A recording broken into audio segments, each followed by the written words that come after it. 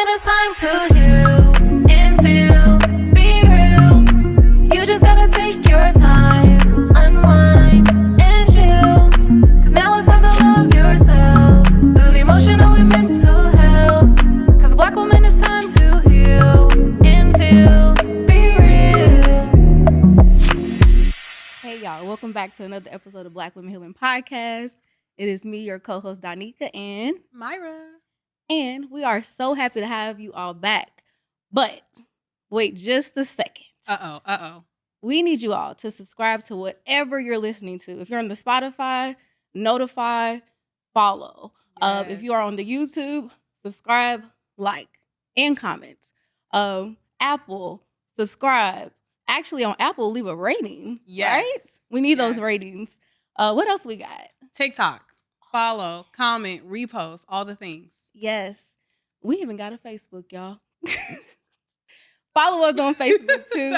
Like our Facebook page. Like, we're lit everywhere. So stay connected. We really want this podcast to continue growing. And the more you all like, subscribe, comment, share, the more people can listen. The more we get paid. We're trying to make this our full-time gig. Yes. We want to really pour into this, so we need you all. All right, so let's get to it. Let's have some fun with this one today. I'm scared, y'all. I ain't gonna lie. I'm so scared. Yes, yeah. Like, y'all know that usually Myra, she will create these topics. I think y'all gonna see the difference in how I started. But I think it's time to get a little personal. Okay, so we're gonna do a this or that, and this or that today is if you had to choose no sex for the rest of your life or the worst sex for the rest of your life, which would you choose?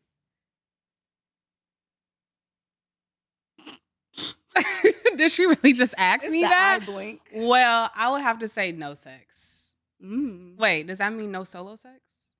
You know what? I was thinking about that. I'm not going to say that. I think we're going to say like sex with another person. Yeah. Yeah. It would have to be no sex with another person. Yeah. Sorry. Do I have to say why? I would like to hear. Well, I would say because sex is an energy exchange. And if it's bad, that's going to bring down the energy of their relationship. Like, let's say you really like the person. Mm-hmm. If the sex is bad, I'm not really going to like you. Mm-hmm. So if we could just get around the no sex, I'll continue to like you. Because I'll be fine without sex. Like, as long as I can please myself. But, yeah, no. Because then I'll be like, damn, I got to sleep next to your ass. I got to look at your ass. Yeah, no. Don't it wouldn't touch work. me. Don't touch me. Yeah. Literally, don't touch me. What is this going to lead to? Nothing. What if the other person really enjoyed it, though? Ooh, we would have to find a way around it then. Okay. All right. So your answer, though, your final answer is none for the rest of your life. Yeah. With another person. I agree. That's what I was thinking about. I'm like, if I can, please myself, we can still connect without the sex. Worse sex just sounds horrible. Like, and then for the rest, because fair enough, there's books out here, there's video, Yes. you can improve, but this is saying like, no, there's no improvement. This is just what it is forever. And that might actually happen towards the end of life. So that's why I'm like, Who's because that? let's say that you decide to be with your person forever. Yeah. When y'all 80 years old, it could work, but it might not work. And if you've gone that long, I'm okay with saying like, no more for the rest of our life. It's okay. I love you. Things We're happen. not 80. And that's the thing. Like, if you've had good sex up until you're 80, fair enough. You have all those memories. Okay, but what about, let's say, if your partner starts to have like an illness that stops them from having sex? That's That's good sex. Yeah. Because that could change things, and I still love you. So let's just stop. Let's just end it This here. is fair, but to start like that, it's a difference between like we done had even a year, a few years versus like we're coming into this and we've never. We're coming into this no longer coming. I had to say it when you said it. Literally press the laugh out loud. But I can't. Don't say nothing. Not right now. Yeah. No, I agree though. So we're on the same consensus with that. Yeah, why waste that energy? Why? And there's so many other ways to connect. So many other ways, yeah. All right, this is my friend, y'all. Yes. But so today, that was to get us like started, but we're actually going to be talking about birth control. Ooh. And so to start it off, I want to ask Myra and just have a conversation on what do you know about birth control? What does it mean to you? that I've never been on it, don't believe in it. Ooh, for real? Oh, okay. When I say I've never been on, I don't believe in it. I'm talking about the pill form of birth control, the arm injections, the IUD, those things, just because of the education that I've had around it from my mom of the ways that it impacts your body. Like we've always had open conversations as a kid of like, learn how to use a condom if you're gonna have to use it. Like we've had conversations on female condoms also. So that being like a form of birth control. Also, we've talked about Plan B and things like that. So just my education around it. And so I think it's interesting. Thanks to my mom again. Mm-hmm. I've been thanking her a lot on these episodes. But I've had clients who have literally come to me and been going through it. And I've been like, do you take birth control? And they've been like, why are you asking me that? And I've been like, have you thought about going to the doctor, get it checked out? I had one client in particular. She went to the doctor and the doctors pretty much kind of push birth control. I don't know what that is. Mm-hmm.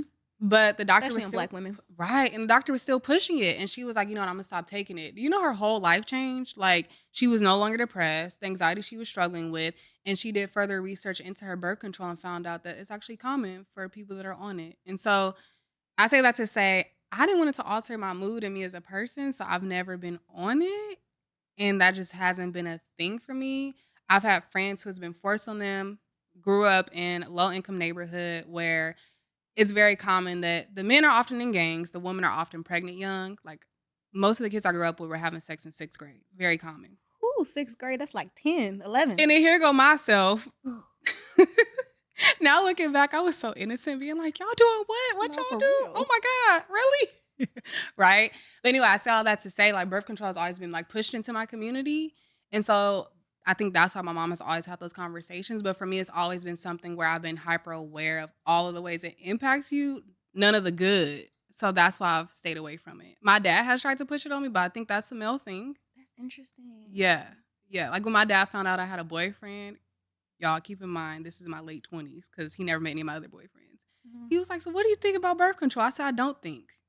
And even now we have like this ongoing joke where my dad is like, you know, you have a daughter, your man gonna want a son, so what you gonna do? Because you don't believe in birth control, so it's gonna happen, right? Like we can joke and talk about it openly, but yeah, never really been my thing.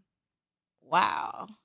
We've never talked about this That's before. what I was just saying. I was like, y'all, this is my friend. Then she was like, never been on birth control. And I'm like, who is this? Because most people have, right? At some point. Absolutely, I have. Oh. Yes. Yeah. So my experience is different. You know how you said your mom, she had this education and she was telling you not to. My mom was pushing it. And the reason why is because my mom had a child when she was 14, but she got pregnant when she was 14. She had a child when she was 15. Mm-hmm. So when I was in the 6th grade, she had already started talking about birth control. And so Wow. what she would say is like every year she'll be like, you're going to get on birth control. I think you should get on birth control. And I'll be like, what? Mm-mm. Like I wasn't even thinking about sex, like at all. Every year though, she would like, it's like, I guess that was her temperature check. You know, she'll be like, I think you should get on birth control. Did you grow up in a community similar to mine? How I was saying like low income, like it was very common that the women were pregnant young, right? And the men, like I told you, was it something similar or was it literally just her experience? I think it's both. Cause I mean, even, yeah, I mean, my grandmother, my dad's mom had him when she was 14. That's a generational thing, definitely. But I don't know. I guess it was a combination of both. Fair enough, lower socioeconomic status. And definitely at the doctors, like that is like they definitely push birth control on And I Black feel like it's a women. cure for everything. Why If are you you have telling me poor about periods, they'll tell if you got like, acne, I'm like, how oh, is that gonna help anything. me? Yeah. Anything. My mom was like, no, we're not doing that though. Fair enough, a little bit more education. You know, maybe your mom rests. Even that, I don't know if my mom. I think my mom's. It's survival. You're only thinking Yes. about. I don't want you to have a child Yeah. and have to go through what I went through. You're not thinking about the side effects of your body, the long term pieces, the fertility pieces. Right. You're not thinking of that. Yeah. So fair enough, what you're talking about, this environment where it's just we just trying to survive, and I don't need you getting pregnant. And so Yeah. my mom would ask me, little 10, 11-year-old. I hadn't even had my first kiss. I wasn't thinking when I She said tell she wants you, birth control. I was so what's the word I'm looking for?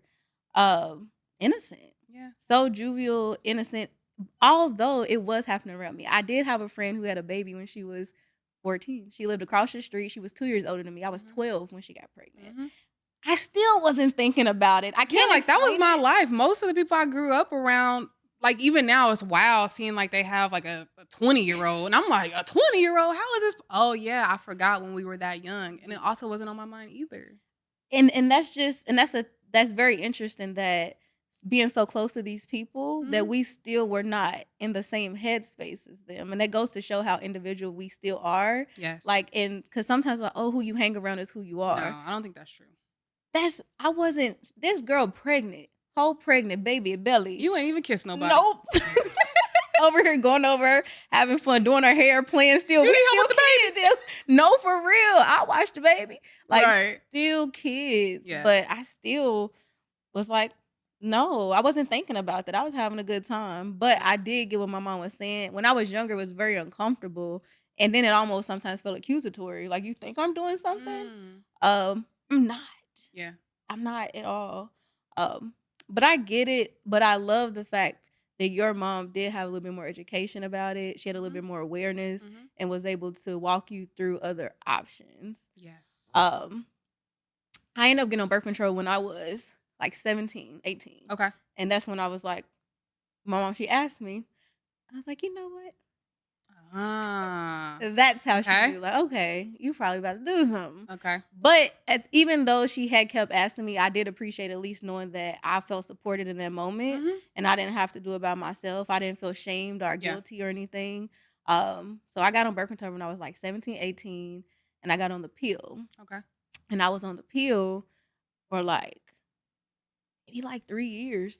And what started happening and thinking of side effects was I started having one, like my sweat glands was just, I sweat a lot already. I just feel like I sweat. Overactive? Yes. I feel like I sweat so much. Got to keep reapplying deodorant. Little, like, hold on. I'm a little smelly too quick. What's going on? But my sweat glands were off. And my emotions, my hormones, like, fair enough. You know what I'm saying? If you have, if you're a woman, if you're a person in general, you have different hormones. But if you're a woman, you have a period, your hormones do change during that time. But the birth control made me even more. I'll just be like sad or just extra emotional, just intense. But I had got used to it because I'm like, I got to stay on this birth control.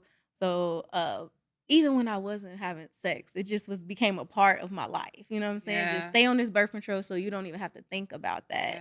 You're making me have a random thought. Like, I wonder if people who have PCOS and fibroids, if they're on birth control, I wonder because of the way that birth control changes your hormones, I wondered would that like stop them from having other symptoms around PCOS and fibroids. If they don't take the birth control? If they are taking the birth control, because I feel like birth control can mask other things that are what am I trying to say? Because when you think about PCOS and fibroids, you're thinking about your hormones. But if the birth control is doing something different to your hormones, I wonder could that potentially cover up the symptoms you might see if you're not on it? Yeah. I think that's scary. What if you had PCOS and fibroids and you really can't see the symptoms just because of the birth control? That's scary. It is. Again, Black women. I know we've done episodes on PCOS and fibroids or endometrius, or like we've done episodes on all of those. Yeah, and it's typically more common in Black women.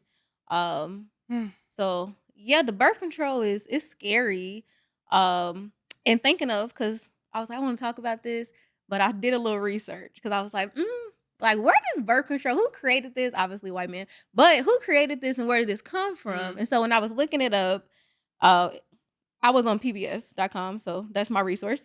But the 1960s, that's when it really was being pushed, but mainly for white women and married women. If you were unmarried, you couldn't have it, which is very interesting. I guess they're saying, like, you shouldn't be having kids anyways because you're unmarried. But if you're married, okay, you can control that. I wrote down here, because it's wild, in the 1960s, they were here talking about birth control, and we as Black people fighting for our life. Literally. Like, this is when all the things was going on, the civil rights movement, the voting rights, like all of this. And meanwhile, they were here talking about birth control. What? White people problems. Literally, that's all it is white people problems.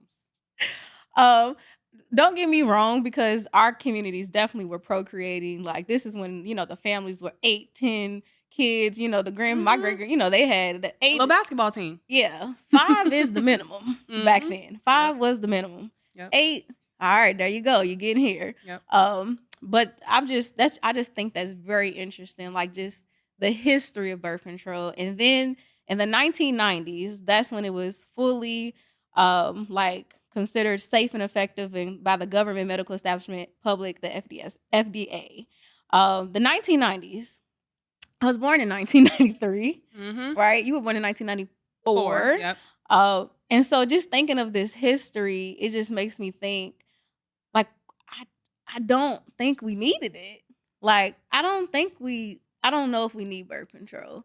I think there's other ways, and as you talk about your experience, to educate not only the women, but the men, Yes. or however you identify. Yes. I think it's a better way to talk about this. But that's just what's coming up for me. Anything coming up for you as we talking about this history of birth control? Nah, nothing coming up for me. I just think it's just interesting the ways in which like we're educated on certain things. And I will say that if you are a mom raising a daughter specifically, there's this book that my mom bought me. It's called The Care and Keeping of You, and it's by American Girl. And I suggest that book because it literally breaks down all the different things that you should be teaching your daughter about her body, about things like this, birth control. And I think that having those conversations earlier is much more helpful because me and my mom told me when I was like 3, like, you have a vagina, that's what it's called, and, you know, men have a penis, not calling it nicknames. And I think because she did that, that opened up the door for us to have all these other conversations. And again, like, start as early as you can. I think that's so important. And just go from there. Yeah. And I do want to talk about the pros and cons a little bit, just so you all don't think that we just leaving it there, that you shouldn't be on birth control. It is your choice. It's your decision. And so we're going to talk a little bit about the pros and cons. Also, again, shout out to Myra's mama, because this is wild. Like, I also did not get that of like being able to call your body parts their actual like names. That's so common. People don't. Yeah, and when I say it now, like even to like my family members, or if I'm like, oh yeah, this is like, it freaks people out to hear like vagina. Girl, like, penis. Don't tell my child that. Like, giving her a bath, and Shiloh, we talk a lot about like how you clean your vagina correctly. And so whenever we go visit her grandma, the grandma takes over bedtime for me to give me a break. And so she was about to use soap, and Shiloh was like, "You don't put soap in my vagina." But the grandma didn't believe that she said that, so she was like trying to tell me what she said, and she was like, "I'm not understanding what she said." And I was like, "She said don't put soap in her vagina." And the grandma called it like coochie coo or something. I forget what she said. And Shiloh was like, "You don't say that. Like, it's called a vagina." The grandma came and told me. That's my girl. With like disbelief though. Like, did she really say that? And I was like, yeah, she said don't put soap in her vagina because that's not correct. And I teach her that because if ever we were to go to court and she's over here talking about coochie coo or whatever these nicknames are, yes, maybe people teach their kids that, but that wouldn't stand up in court. Not only court. What are you thinking about court for, first of all? I'm just thinking just in case. Like, I need my child to be able to verbalize herself. In my mind, I'm a therapist. General. So I'll be thinking my notes, I need to have them ready for court. My language, I need to have them ready for court. And also, I'm trying to raise someone that puts the correct language to things. I don't want you going around saying that. Period. Yeah, I think that's in life in general. I think that's important, meaning like cootie coo or whatever, all these words, they're not universal. They're not. But regardless of whatever it is, if you're going to the doctor, you know what I'm saying, you're trying to explain what's going on. If something happens to her, it could be something as simple as her falling and maybe hitting her vagina or something, being able to say like, say cootie coo, the doctor gonna be like, what are you talking about? Cootie coo. Like, okay. Yeah. That's a lot of, you know what I'm saying? It's a lot going on. So I think it's just important. And it's also nice, like in being able for her little self, Shiloh's, oh my goodness, you're doing such a amazing homegirl job. No, for real. For her to be able to like already advocate for herself and say like, that's not how I clean my body. Yep. This is not how I clean my vagina. Your child is 2, 3. She just turned 3 in January. But all parents should be doing this, y'all. Like, this is not like some unicorn experience. Y'all all should be doing this, please. But it also comes down to that survival piece. Everybody can't even think about that. Yeah. They're just trying to put a little meal on the table. So it also is that piece of like, when you can do better, Please do. doing better. But get into it really quick. We're gonna talk about these pros and cons. Yes, please do. Okay, so the pros. When I'm thinking of the pros of birth control, for folks who are thinking of it, I mean, if you do have irregular periods, many times, and it's not for everybody, it will help with that. So when I never have had really bad periods, thank God.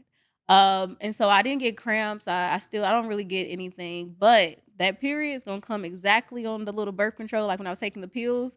So that day where it says the period's gonna come, Okay. that thing's gonna come. Okay. It's not like I might be late. Nah, you're gonna come.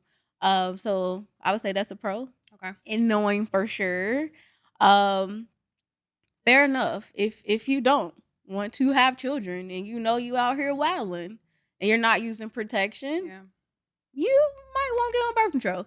Or if you travel a lot, I think, like, if you're somebody that might be like in the entertainment industry and you're traveling a lot, let's say like Beyonce, for example, like she's on tour nonstop, it might make more sense for her to be on birth control. So that way it's a little bit more predictable for her to know, like this her is period. exactly when my period is going to come, and she could plan her tour dates around that. I don't know. I think of that all the time. Like if I were a celebrity, I probably would for those type of reasons. That's fair. That's interesting. Yeah, like just the predictability. Yeah. Being a woman and not knowing when it's gonna happen. Yep. That can change your whole day, your whole week, Yep. your whole month. Your body even changes. Sometimes you get bloated. You know, it's all these different things. So to be able to predict when these things are going to happen, I do think that's a pro. So we said, like, you know, if you don't want to have children, that's definitely a pro. Get into the cons. I know I'm going to give y'all pros because I don't want to be biased. And so I'm trying to think of a little bit more. Okay, so you got that. You got this. I mean, in that way, you kind of have some control over. Really, it's just if you're not having the children. All right, that's all I got, y'all. Sorry, but that's 2. We gave y'all 2. 2 will work. 2 is good. Yeah. The cons. Okay. The impacts it has on your body, your mental, and your physical. Yes. The long-term side effects too. I have had friends who've gotten like the IUD, and some of them still are experiencing side effects, whether it's pain or infertility or just so many different things, depression. Like, I mean, that's literally the side effects. If you look at the birth control, it will say all of this. Yeah. Mental fatigue, depression, all the things, suicide, suicidal thoughts. Look at the side effects of anything you're taking. I mean, even Tyler, everything has side effects. Like, we really... This make me never want to take it. I mean, I'm not, but... You got to outweigh the pros and cons. Yeah. It doesn't make sense for your life, right? Yeah. If you really don't want to have children, and you really don't want to create that, you don't have that in your life, but yet you want to have unprotected sex or sex in general, because as we know, there's so many different pieces with that, even using protection. Yep. Then the risk may outweigh, the benefits may outweigh the risk. And so this is why we're talking about it. But it's some cons. It's a lot of cons. Whatever you do, you make the decision. Don't let the doctor make the decision for you. Please. Don't let that man make a decision for you. Don't let them parents make a decision for you. You make the decision for yourself. Please. So that's our pros and cons. Thank you all for listening. Let's do a takeaway really quick. Okay. I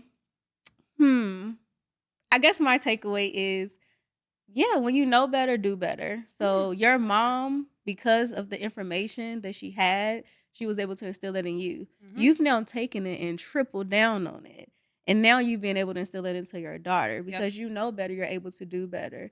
I'm hoping that when I have children, I'm able to do the same thing. So that's my takeaway. Thank you. I would say that my takeaway is to let go of the idea that people you hang around are going to heavily influence you. Because as we shared about us as kids, you can think for yourself. So if you are a parent who's worried about who your kids hang around, keep in mind how you raise your child. I like that. That's all I got. Yes. Thank you all so much for joining for another episode of Black Women Healing Podcast. We will see you all next Monday.